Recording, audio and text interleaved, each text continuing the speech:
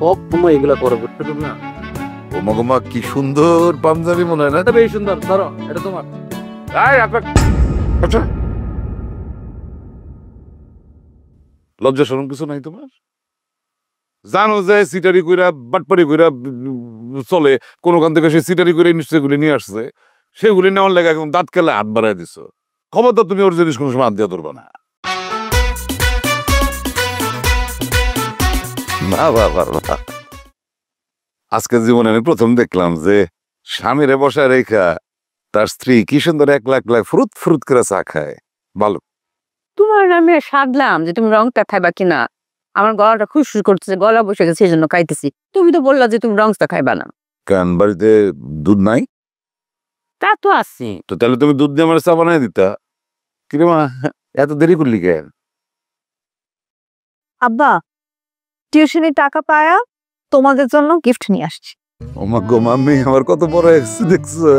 সে জীবনে প্রথম টিউশনে ঘুরে টিউশনের টাকা পাই আমাকে লেগে গিফট নিয়ে আসছে। ঝুমুর, তুই কয়টা টাকা পাস? তুই ওর আমন গজনে কিনতে গেলি কেন? বাবা রে বাবা, জাগলের গীত আছে, এরা রেডি হয়ে রইছে। হ্যাঁ সবাই গিফট নিয়ে আনছে একদম। আব্বা, এটা তোমার লেখা। এই দাঁড়া, কি? আমি আজকে গিফট নিয়ে আসছি, আগে আমার গিফট দিব।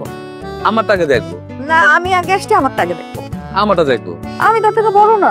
আমি এত পোলা না গো, আমারটা দেখবো। না, ওইছে কাঠটা কিনলে আগে, আগে কাঠটা নেবে কও। বড় জানা আগে সব সময় এগুলা করে বুঝছো তুমি না? ও মগমা কি সুন্দর পাঞ্জাবি মনে হয় না? এটা বেশ সুন্দর, ধরো এটা তোমার। আচ্ছা, লজ্জা শরম কিছু নাই তোমার? জানো যে সিটারি কইরা বাটপারি কইরা চলে, কোনখান থেকে সে সিটারি করে নিশ্চয়গুলি নিয়ে আসছে, সেগুলি নেওয়ার লেগে একদম দাঁত কেলে হাত বাড়াই দিছো। খবর তো তুমি ওর জিনিস কোনো সময় হাত দিয়ে ধরবা না। কে আমার কি আগু তাহলে ঘুরে যাবো? আমার যাও। এই না করছি না আমি? তো লজ্জা করে না? কই থেকে চুরি করে আনছো সেগুলি? নাকি বাটপারি করছো কারোর সাথে? আব্বা আমাদের আশিক এখন চাকরি করে, ও কেন চুরি বাটপারি করবে? এই, তোরে কথা বলতে বলছি? হ্যাঁ, এর আগে দেখোস নাই চাকরির নাম নিয়ে কিভাবে চিটিং করছে সে? সারা জীবন ধরে তো এগুলি করতেছে। আব্বা এবারও সত্যি সত্যি চাকরি পেয়েছে। আব্বা, তুই বাগান রাখালের গল্প শুনছস? রাখালে গাছতলে খালি 2 দিন পর পর কয়েছে বাগাইছে বাগাইছে, আমার গরুরে বাঁচাও, আমারে বাঁচাও। গ্রামের সবাই দৌড়ায় যায়, গিয়া দেখে আসে, কয় যে ফাইলামি করছে।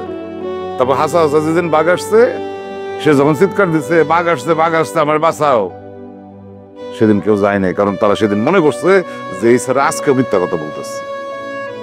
তোর বাইরের অবস্থা হয়েছে সেরকম। সারা জীবনে এত মিথ্যা কথা বলছে, ওর কোনো কথার বিশ্বাস করার কোনো উপায়ই নাই। আশিক, আশিক, ছেলেটা কত কষ্ট করে শখ করে জিনিসগুলো কিনে আনছে, একটু দেখলে কি হইতো? টাকাও তো খরচ করছে। তুমি ছেলের সাথে কেন এমন ব্যবহারটা করলা? ওর দেওয়া জিনিস তো আমারও নিতে মন চায়।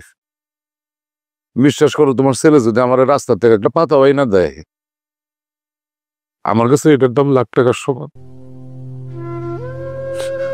কিন্তু ইচ্ছা করে ওর সাথে দূরত্ব তৈরি করতেছি আমি।